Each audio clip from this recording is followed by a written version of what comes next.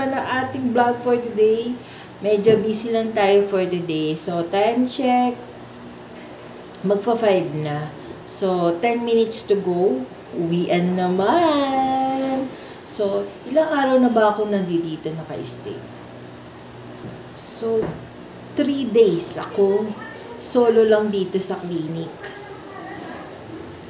So, ayan. Solo lang ako dito sa clinic ngayon. Pero bukas nandito na yung kasama ko. So, dalawa na ulit kami dito.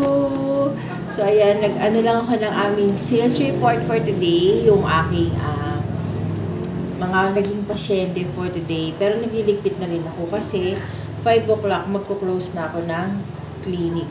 Kasi ako yung opening closing ngayon dahil nga wala nga yung aking kabady. Ayan. So, bukas, maaga akong uuwi kasi ang schedule ng pasok ko is 8 to 2 ang aking shift. 8 to 2 tomorrow. Ngayon, 3 days na ako na ang shift ko ay 8 to 5. Yan, 3 days na akong 8 to 5. Ayan, nagliliquid na tayo ng ating mga gamit. Mamaya magta-time out na tayo. Naghintay lang, sabi kasi ni sir, meron pa akong 2 pasyenteng darating. Pero, parang hindi na yata sila darating kasi 8 minutes na lang, eksakto alas 5, aalis na. So, yan, kaalis lang din ni sir. Kahapon solo lang din ako. Tapos nung isang araw, half day kasama ko si sir. Ngayon half day kasama ko si sir. Pero mas maaga siyang umalis sa akin. So ayan, ito lang naman yung aking ginagawa maghapon. Yan. Maya-maya maghapon tayo nakaupo dito. Maya-maya maglalakad naman tayo papunta dun sa Sakayan. Yes, sa Sakayan tayo diretso. Dito, maganda rito, one ride lang ako. Tapos, pwede mo nang lakadin. Kasi di ba sa amin sa SM Fairview, nilalakad ko lang siya.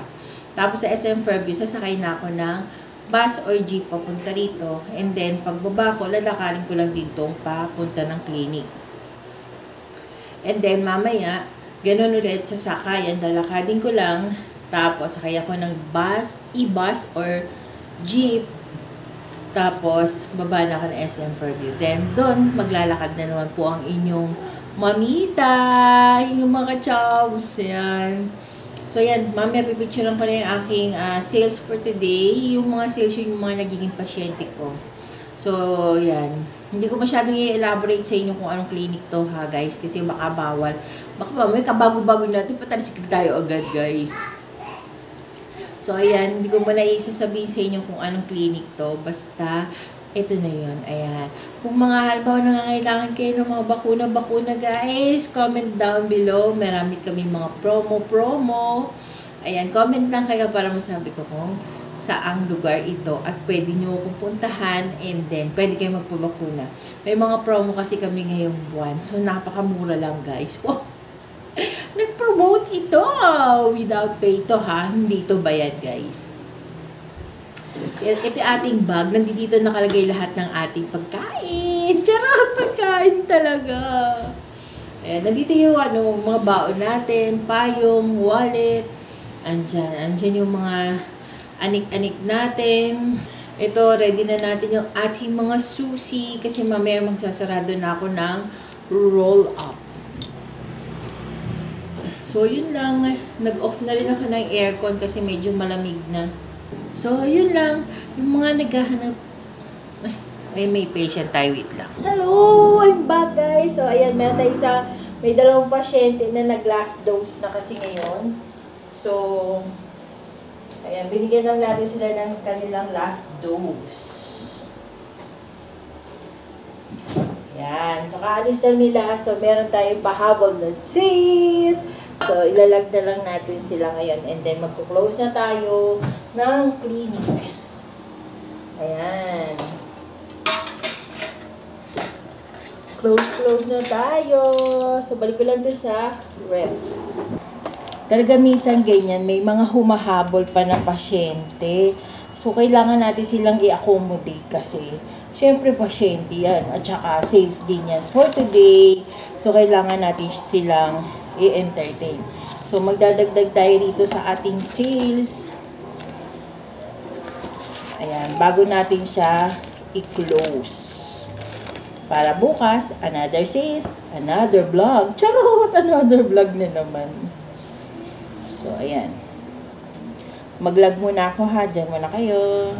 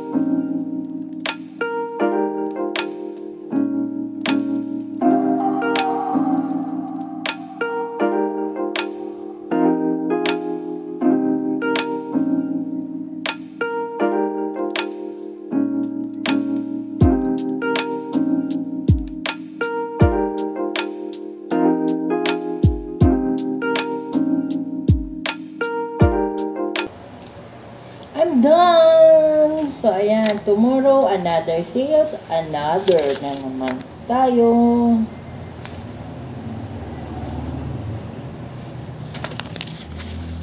Ayan. Magkuklose na ako maya-maya. Hindi maya-maya. Magkuklose na talaga ako. Pipicturean ko lang to. Balikan ko kayo, ha? Kasi kailangan ko tong isend kay Sir. Bago tayo magsara. Sana hindi mahaba pila mamaya sa sa sakayan. So, picturean ko muna to. Diyan muna kayo. I'll be back. So, ayan. Magsara na tayo ng ating roll up. Medyo mabigat yung roll up na to eh. So, sara ko muna ha.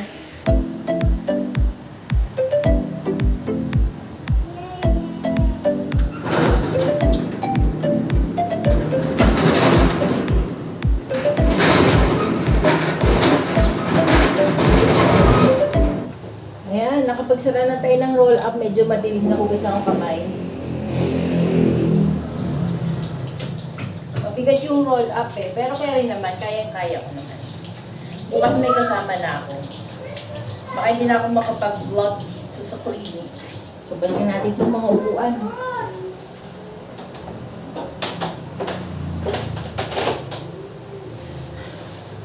So, CR lang muna ako. Diyan muna kayo. Wait!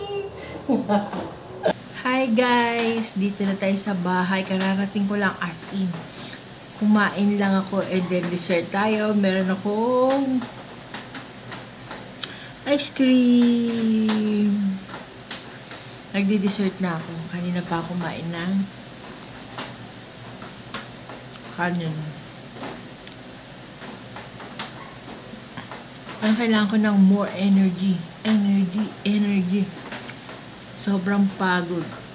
Haba kasi naninalakad dun eh. Tapos, pipila ka pa sa sakay ng bus. Double Dutch. Parang kailangan ko ng energy, guys. Kailangan ko ng sugar. Last na to. Last na, kain ko na. Tatabi ko na yung sobra.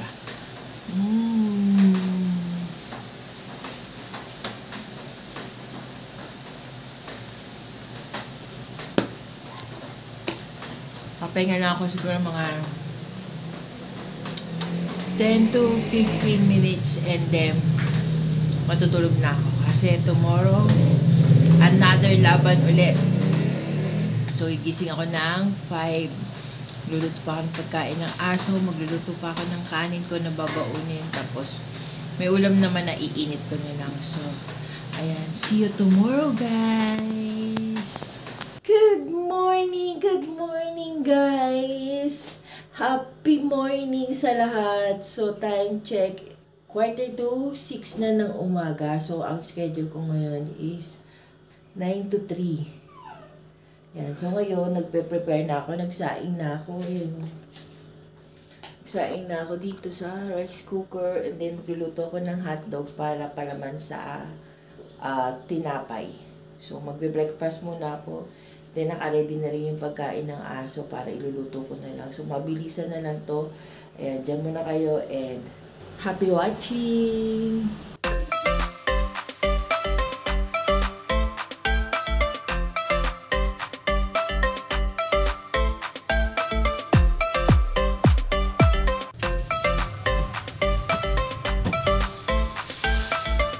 Ayan, magtimpla tayo ng coffee kasi medyo malamig ang panahon. Ayan, pag 9 o'clock talaga, hindi ako nagmamadali. Kapag ang schedule ko is alas 8 ng umaga, nagkukumahog na ako yan. Kasi, matraffic. At saka medyo mahirap sumakay dahil nga, siyempre, di ba, oras ng mga pasok, lahat pumapasok. So, ayan, nakakapanibago kasi. Dati, hindi naman ako ganito. Diba, nasa bahay lang. Yung time ko, sa akin lang. Ngayon, meron na akong hinahabol na oras. Kasi syempre, nakakaya naman kung kabago-bago mo, malilig ka pa sa trabaho, diba? So, nag-text yung kasama ko, yung katrabaho ko. Samada pakiramdam niya, ewan ko kung papasok siya. Pero sabi naman niya, papasok naman daw siya. Tingnan natin. Bumili kasi ako sa Pande Manila nito. Malunggay Pandesal. So gusto ko siya may hotdog. So ito yung ating breakfast. So after nito, nagluluto lang ako ng food ng aso. Nagsaing na ako para may mabaon akong kanin. Meron na ako nilutong ulam kagabi. Yun yung adobong baboy. Para hindi siya napapanis. Kaya yun yung niluto ko. Tapos mamaya hindi ako mag-i-e-bike kasi low-bat siya. I-charge muna si Tong na mamaya yung magtanggal ng pagkaka-charge. Yan. Haluin ko lang yung hotdog.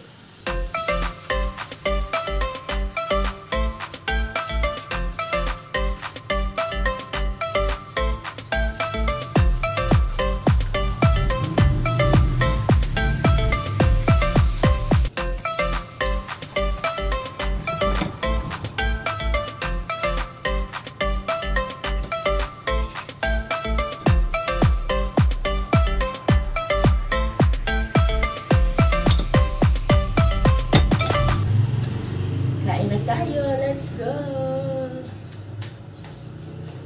Ayan, habang nag-iintay tayo na maluto yung mga niluluto natin, yung kanin, tsaka yung pagkain ng aso, sabay na natin ang breakfast para multitasking.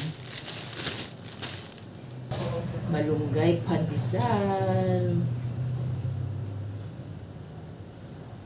Lagyan lang natin sa ating malunggay Pandesal ang ating hotdog. And then, ready to eat. Kain, guys. Eat. Ay.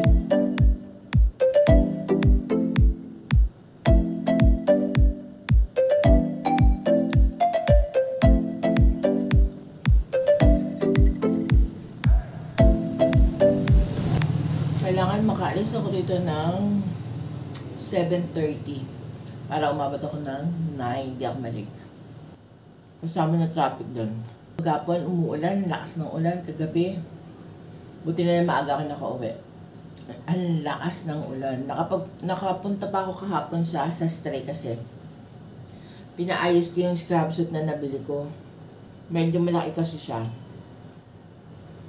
Kaya pinabawas ko. Grabe, ang mahal magpaano ng Stray. Binili mo ng magkano. Tapos, pag pinaayos mo, mas mahal pa dun sa presyo ng pagkakabili mo. O, diba? Nakakapanibago nun. Yung matagal kang hindi mo na nakapag-work. Tapos, biglaan nagkaroon ka ng work. Nakakapanibago. Coffee! Ngayon lang ulit ako nagkape kasi lately ang init-init sobra. Since umuulan na sa hapon, malamig na. Hindi ako nagka-coffee. Ngayon, magka-coffee ako. Kasi malamig. Titignan-tignan ko yung kaldero kasi baka kumulo na. Kalilinis ko lang ng kalan kagabi. Baka hindi ko na kayo masama sa work mamaya. Kasi, kasama na ako doon. Ayoko naman, baka mahiya kayo. Ngayon kasi, hindi pa ako nag-i-scrub suit. Ano pa ako, nakasibilyan pa ako. Pants and t-shirt lang muna. Pero nagpaalam naman ako kay sir. Paalam naman ako kay sir na magsisibilyan nga lang muna ako. Kasi nga, wala pa yung scrub suit. Sige, try natin. May mga video pa kasi ko na hindi pa na-i-edit. As in talagang hindi pa na-i-edit. Kasi pagdating ko dito, dami ko pang gagawin. Kasi syempre, wala naman kaming katulong, wala kaming kasambahay. So, pag uwi ko, ako pa rin ang gagawa ng lahat. So, ako pa rin magluluto, ako pa rin magsasaing, maglilinis-linis pa ng konti, lalabad ko pa yung mga pants na naisuot ko na, para may maisuot pa ako sa susunod na araw, gano'n. Ayaw kasi ng laban, kasi nadudurog yung kamay ko. Ang dami niyang sugat ng kamay ko, kasi minamano-mano ko siya. Dapat kasi wina-washing ko. Sayang naman kasi yung tubig at saka yung electricity. Kung i-washing ko pa siya. 3 lang naman na pantalon. Tapos, dinadryer ko na rin siya. Dati nung mainit talaga, sobrang init, di ko siya dinadryer. Ngayon medyo umuulan sa hapon. So, kailangan ko ng umaga. Kaya dinryer ko na. Ewan ko kung tuyo na yan. Kasi malamig ngayon eh. Kung hindi man siya matuyo, meron pa akong kaki na pantalon. Baka magkakaki akong pantalon. Ang problema kasi, pag kaki, white, dumihin. Mahirap mag-inject kasi yung mga balat pala natin, pag naiinitan, mukunat. Ang hirap tusukin ng karayom. Kailangan mong puwersahin para matusok mo yung karayom. Meron pa nga ako dito kamote, hindi ko maluto, nagkakaroon na ng ugat-ugat. Hintay ko na lang taga kumulo yung kaldero, yung pagkain ng aso. Kasi rice cooker, pwede ko naman niyang iwan. Ulit ako sa kanila kasi ang sarap ng tulog nila sa bus, grabe. Ako daw makatulog kasi maingay, tsaka magulo, ganun-ganun. Para kang hinihele-hele. Sila nakakatulog, tapos nagigising din sila on time. Kahapon, hindi ako nag-bus, nag-jeep lang ako. Yung katabi kong babae, nandito na siya, nakasandal na siya sa balikat ko. Ang bigat-bigat ng ulo niya, siguro tulog na siya. Ang sarap na siguro, lalim na ng pagkakatulog niya. Tapos, ginawa ko, umabante ako, nalaglag siya dun sa likodan ko. Kasi ang bigat-bigat na niya, buti sana kung magaang lang. Ang bigat na niya pag baka mama tumulo pa laway sa braso ko, Diyos mio. Di papasok ako kung may laway. Pumulo na yung pagkain ng aso. Namaya maluluto na rin yan. Ubusin na natin itong coffee natin. Tulog pa si Doon. Hindi ko talaga siya ginigising pagkagising ako. Usapan na namin yun. Kasi, para makatulog din siya mamaya. Hindi siya tulog ng tulog. Grabe guys, no? Ang buhay talaga napakabilis. Sandali lang siya. Napanood niyo siguro yung yung news dun sa naiya, yung tatay. Sobrang nakakadurog ng puso na makita mo, marinig mo yung tatay na naghihinagpi sa anak niya na namatay. Kung dun lang sa tatay, nadudurog na yung puso natin. What more dun sa nanay na nagluwal dun sa bata.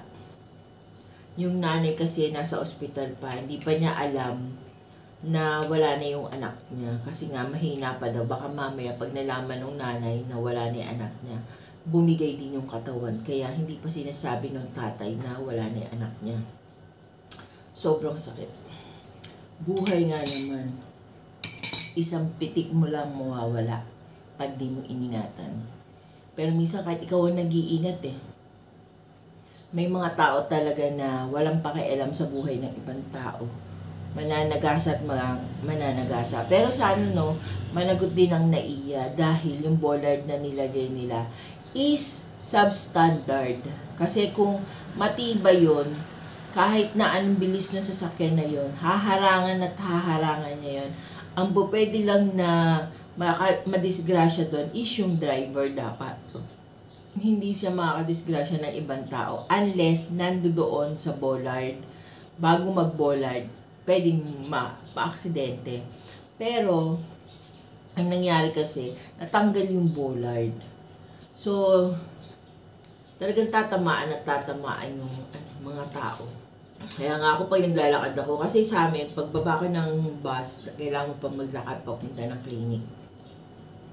Kaya kapag naglalakad ako, alerto ako, tumitingin ako sa kaliwat kanan ko, tsaka sa likod ko bago ako maglalakad ng alanganin. Kasi mahirap na, maraming siraulong mga driver ngayon na bigla nilang humaharurot. Walang pakialam kung may babanggain o wala. Kaya tayo lahat mag-iingat tayo. Hugasan ko lang itong aking kapihan, pinagkapihan. Ito yung aking lalagyan sa kutsara. So ito yung ating niluto kahapon. Ayan. Pork steak. So maglagay tayo dito sa plastic para malagay natin doon sa rice cooker. Hindi ko iinit lahat kasi mamaya si Dong mag-iinit naman yan. Kasi pag ininit ko ngayon, mamaya hindi na siya mainit. Maganda kasi kumain pag mainit ang pagkain. Dami na kaya to. Ayan. Okay na to. Okay na to.